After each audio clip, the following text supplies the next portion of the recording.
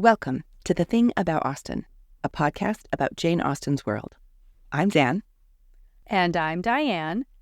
And this episode, we're talking about the Assizes.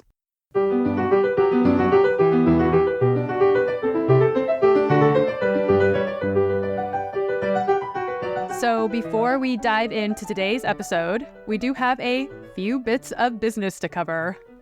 The first and probably biggest bit of news is that we have transferred our website to Substack.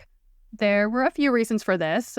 You know, we like the format and the community aspect, but also in full transparency, it's free to use. And since podcasting is very expensive, this was an easy way for us to reduce our own personal costs. Mm-hmm. And, we are hoping to also, do some fun things with it or, possibly provide some supplemental content. So, there's that. It's a little bit more of an interactive platform. And this is a great community. So, So the URL for the website is exactly the same. So thethingaboutaustin.com. And you can also access it via thethingaboutaustin.substack.com. But again, our regular URL will direct you right to it. And you'll find all of our show notes and sources as usual. And because Substack is technically a newsletter, it will ask for your email to sign up. And we would love for you to do that. Please sign up. Mm-hmm. Please like us. Yes. If you've ever wondered how you could support us, and if you've already hit that 5 stars on Apple Podcasts, which we do very much appreciate. Always. Signing up for our newsletter is a free and easy way to do that because it helps to expand our reach because that's the way algorithms work. Yep. So it is completely free to sign up, and you'll get show notes and anything else podcast related sent straight to your inbox. Of course, we completely understand. Not everybody wants to sign up for another thing. And if that's the case, like when you go to thethingaboutaustin.com and that little box pops up where you can type in your email address, you can just click maybe later right below, and it will still take you right to the website where you can access everything as usual. Yeah. We do have quite a few people who signed up for our newsletter on our old website, although we never really did anything with that. But we are planning to import those emails into this new format. So if that's you, you should start receiving our newsletter shortly, and you can always unsubscribe. So that's the biggest news. Again, picture us like with our big eyes, like our big Disney eyes. Please sign up for our newsletter / website. Puppy eyes. And again, this is totally free. And the one thing that we're hoping to do is have a little virtual get-together in December for Austen's big 250th birthday. So if you want in on that, make sure you are signed up. Yes. Next, we are also now on YouTube. There's no visuals or anything. It's just the audio with the podcast cover art. Comments are turned off because we don't have the bandwidth to moderate multiple platforms. And it's really not a space we're planning to develop much. I mean, obviously in an ideal world, it would be great if we could have some kind of like cool visual component and like, historical images to go with what we're talking about. But that's a lot of work. So we just don't have the time for it. But we do know that YouTube is the preferred content platform for a lot of people. So if that's you, you can now find us on YouTube as well. And then lastly, this is just kind of like a public service announcement. We've had some email kickbacks when replying to listener emails from some of you who have submitted through our old website contact form. Likely just a typo when you were putting in your email address. So those are usually just episode requests. So if you didn't hear back from us, your request was cataloged. But specifically, if you are the listener who asked about the classical aspects of Austen, we did try to send you some articles, but our response was returned. So that was you, send us an email again, just directly, and we can copy and paste what we had originally sent you. Yeah. Okay, so thank you all for sitting through that. Yes. Sometimes the admin stuff just piles up. It does. But now, into the programming, yes, into your regularly scheduled programming. So our topic for today comes from near the beginning of Persuasion. Anne is currently staying at Uppercross. And guess what? This guy she used to know, he's also there. So the Crofts and Wentworth have come to Uppercross to dine. And in the course of the evening, the conversation, of course, turns to the Navy. What else? So this is where we get the debate between Wentworth and his sister, Mrs. Croft, over whether women should live on board ship or not. And her famous quote, I'm sure you've seen it on many a tea towel and mug, that none of us expect to be in smooth water all our days. Chef's kiss. Part of Mrs. Croft's argument is that she would rather stay with her husband and that the stress of separation for months on end is much worse than any inconvenience that might arise from being at sea with him. And Mrs. Musgrove is really empathizing with this viewpoint. So this is her response to Mrs. Croft's impassioned speech. "Ay, to be sure. Yes, indeed. Oh, yes, I am quite of your opinion, Mrs. Croft," was Mrs. Musgrove's hearty answer. "There is nothing so bad as a separation. I am quite of your opinion. I know what it is, for Mr. Musgrove always attends the Assizes, and I am so glad when they are over and he is safe back again." It's the same thing, yeah. Totally the same thing, yeah. Uh-huh. So in broad terms, the Assizes were periodic court sessions held in counties across England where traveling judges heard serious criminal and civil cases, giving rural areas access to national justice during a time when local legal infrastructure was limited. So the Assizes as a legal tradition in England started shortly after the signing of the Magna Carta, and regular circuits for these traveling judges were established by 1293 CE. Assizes were held all the way up until 1972, when they were replaced by the Crown Court. So this was a long-standing tradition in England and Wales. Before we get into some of the smaller details of the Assizes and what they entailed, let's zoom out a bit and get a broad picture of the law and courts in England in the early 1800s. Just picture yourself there. We get in our time machine, It's worth mentioning at this point our common reminder that we are not lawyers. So we're just doing our best here. And this is all broad strokes. Mm-hmm. Cannot emphasize that enough. I mean, we survived the entail, It's true. I feel like It's true. That was, sweating bullets over there, but, we can do anything.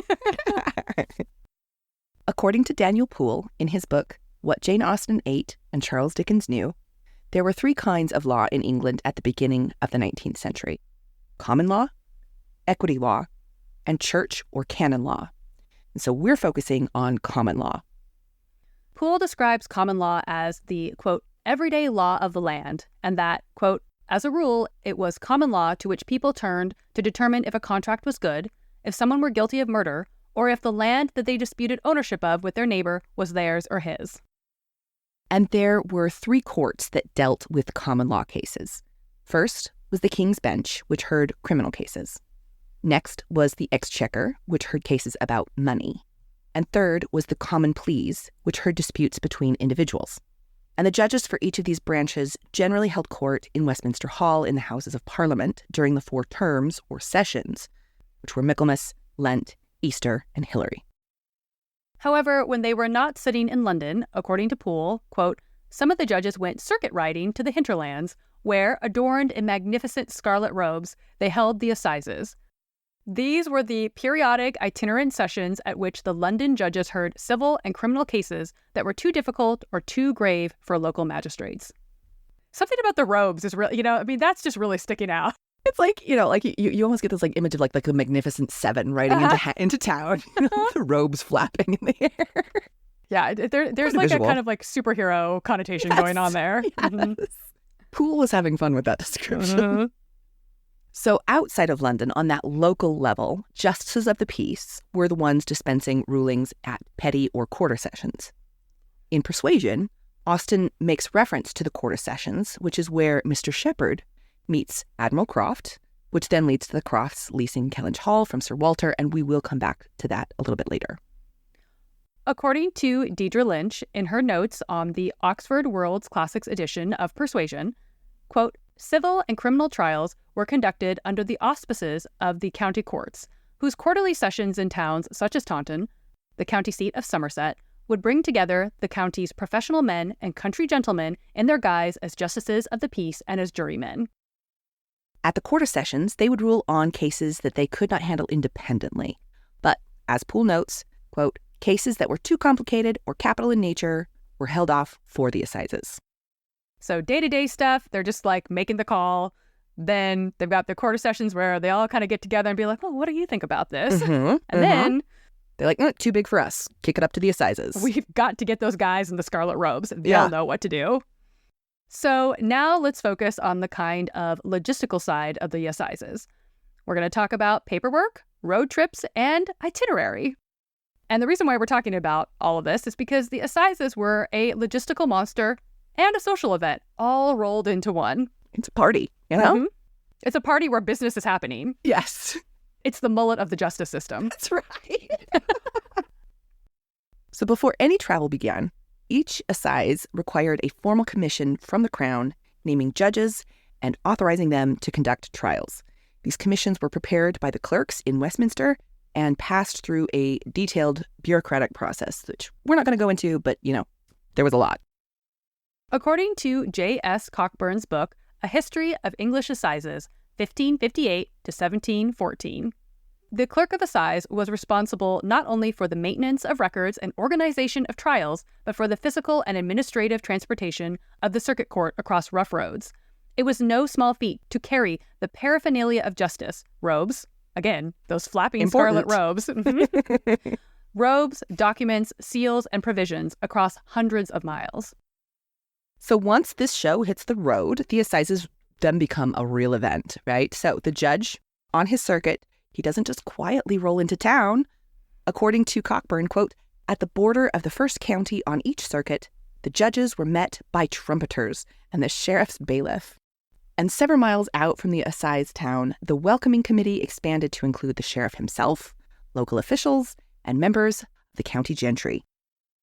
By that point, it's less a commute and more a full-on procession. Cockburn calls it, quote, a cavalcade of some magnificence, with pikemen and liverymen dressed just for the occasion. When they reached town, the judges were greeted with bells, music, and sometimes a Latin oration. Because why not? The celebratory Latin oration that everyone is familiar with. From there, they headed to their lodgings, but not to put their feet up, but to receive visits from the local gentry. Cockburn writes that the gentry, quote, probably reported briefly on the state of the county. Basically, some early intel before court is in session. These judges are like little mini kings, yes. Receiving their subjects. Yes. After this brief stop, the judges donned their robes, the all-important robes, and then made their way to church with the sheriff and his entourage.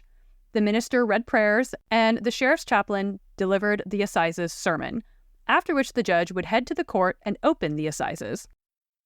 There were a wide range of offenses that were brought up in the assizes, but Cockburn points out that larceny was by far the most common, making up about 2/3 of all indictments, with killings as the next major category, making up about 10% of the indictments.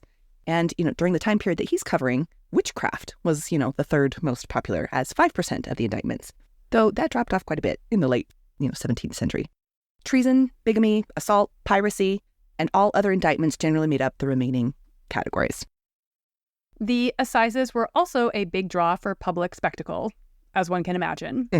And perhaps a part of the draw and the drama was the pace of the cases presented. Cockburn writes that these were taking place at top speed and, quote, a full day's business beginning even in winter at 7 o'clock in the morning and continuing by candlelight as late as 11 at night. Just rapid fire cases. Yeah. So if you were imagining the assizes including a carefully argued trial with barristers and wigs trading cross-examinations, you might want to scale back that mental image. In most cases, there weren't lawyers for the defense at all.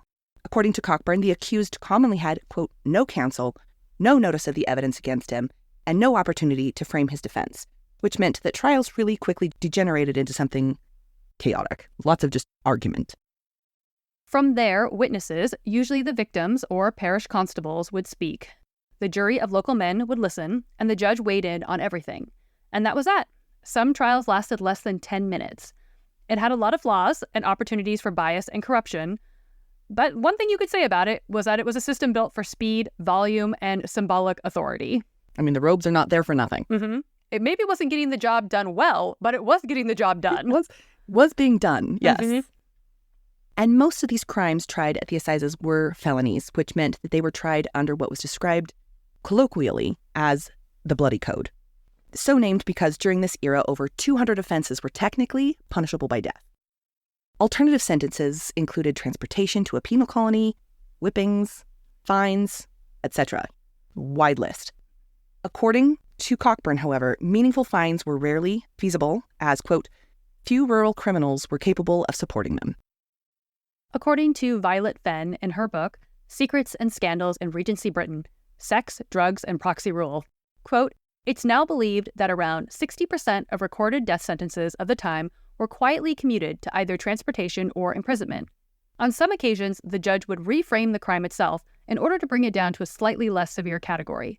If the accused had stolen an item worth more than 5 shillings, the threshold for capital punishment in theft cases, a more lenient judge might claim that the item was overpriced to start with and reduce the supposed value to an amount that carried a lesser punishment.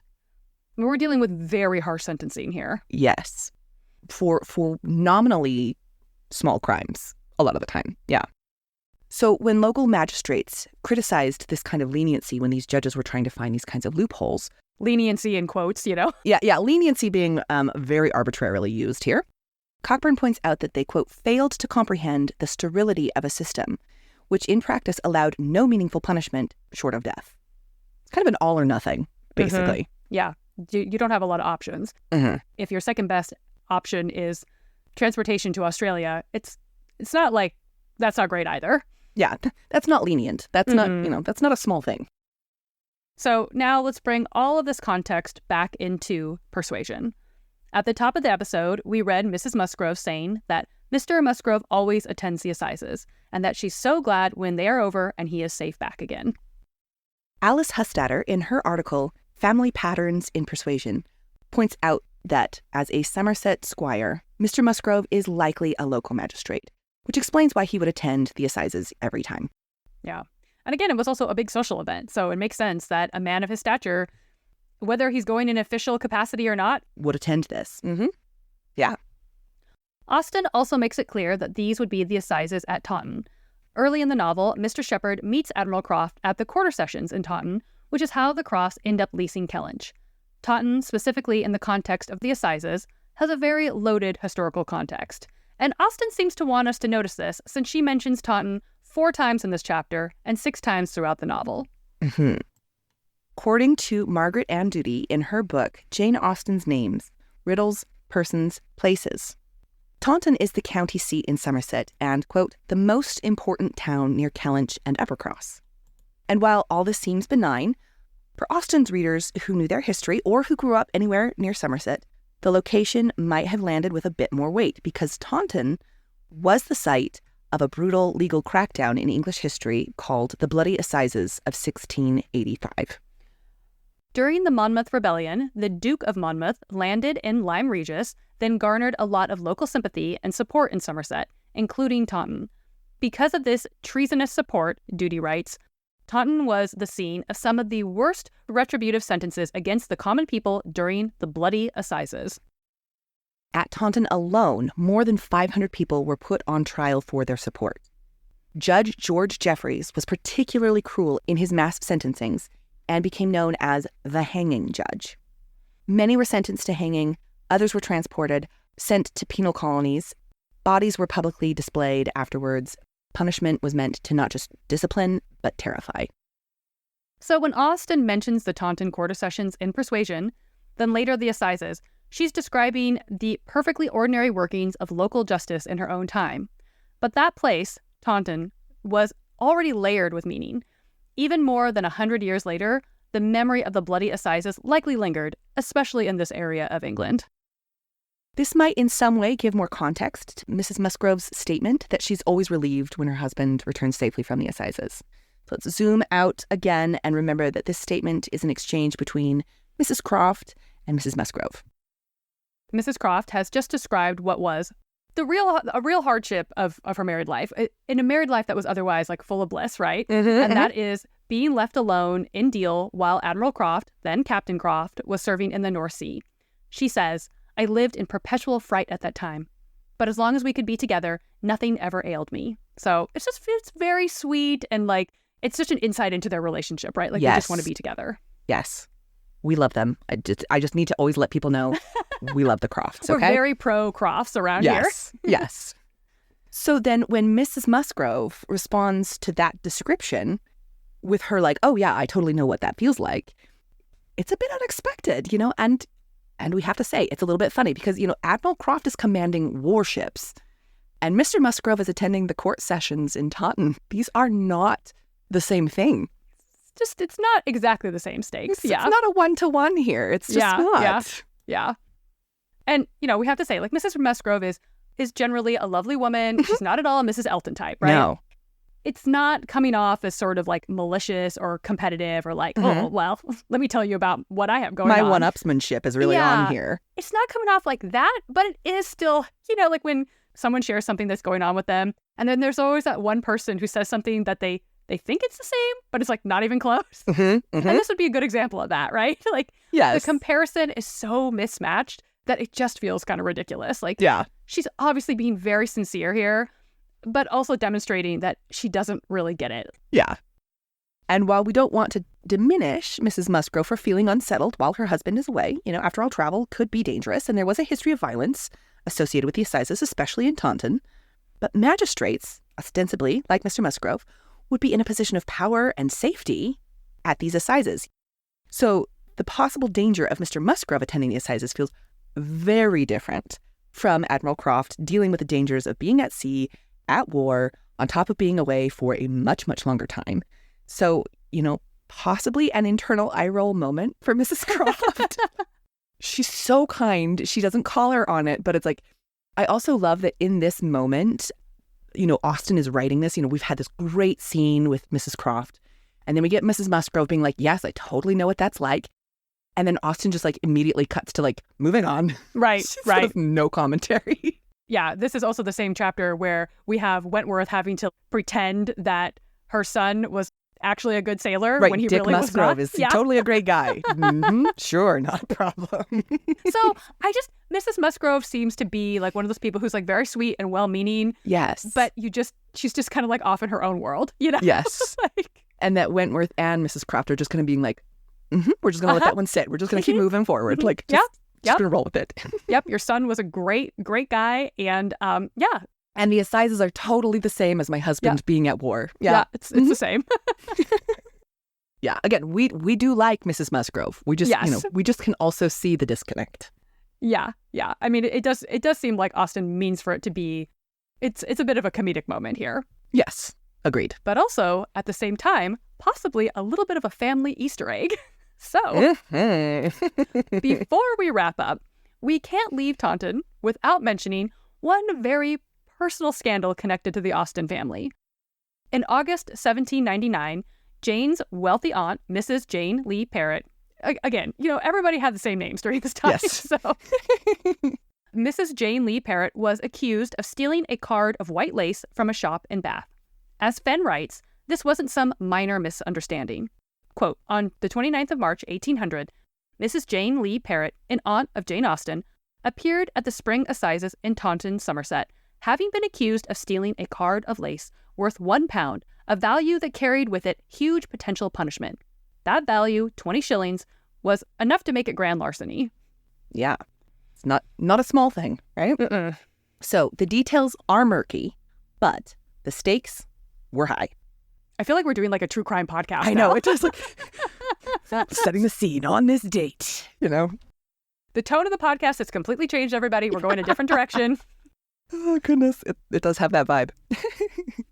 So, according to E.J. Cleary, in Jane Austen, the banker's sister, Lee Parrott purchased black lace and, quote, half an hour later, the Lee Parrotts passed the shop together and the shopkeeper, a Miss Gregory, stepped out and asked if she also had a card of white lace, unpaid for.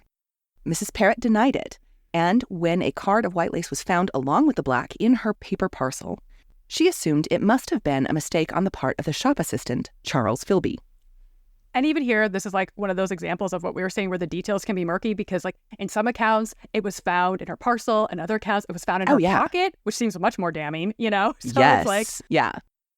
So Clary continues, Mrs. Lee Parrott was arrested, taken before the mayor and magistrates, and committed to the county jail at Ilchester to await trial the following March.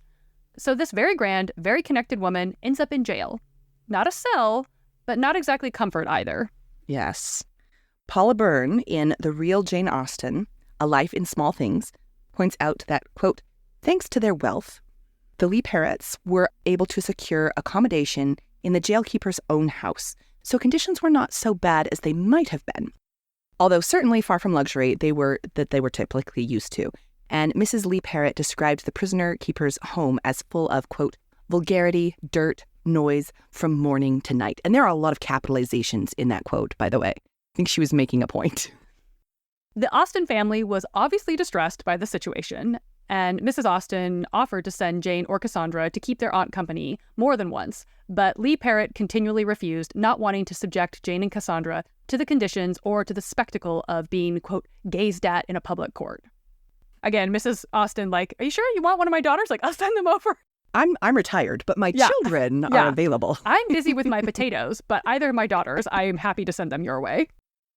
So when the trial finally came to the Taunton Assizes in March of 1800, several people had already been sentenced to death that day, including a 14-year-old boy. David Pugsley, in his article, The Trial of Jane Austen's Aunt, Jane Lee Parrott, and the Opinion of John Morris, K.C., asserts that the trial lasted for 6 hours, but in less than 15 minutes, the jury delivered the verdict of not guilty. Okay, so now here's where things get a little bit spicy. Some biographers, like Byrne, seem to be firmly in camp guilty. Byrne says, in light of the evidence, it seems likely that she was guilty, referring to Jane Lee Parrott.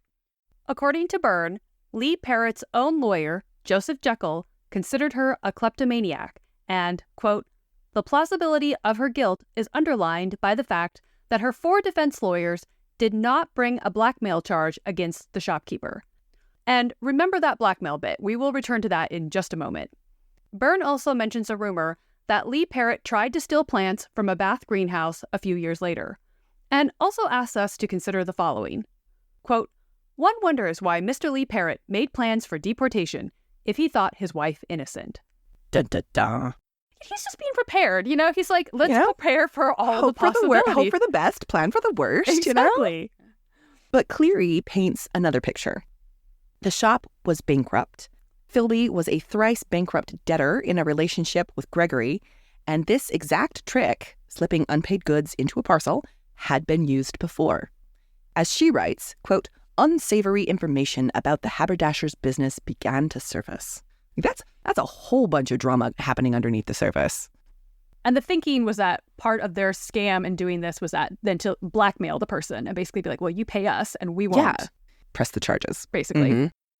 Either way, after the verdict, scandal still lingered. As Paula Byrne notes, quote, shortly after the acquittal, she, Mrs. Lee Parrott, received an anonymous letter, a caricature of a parrot holding a card of lace in his bill.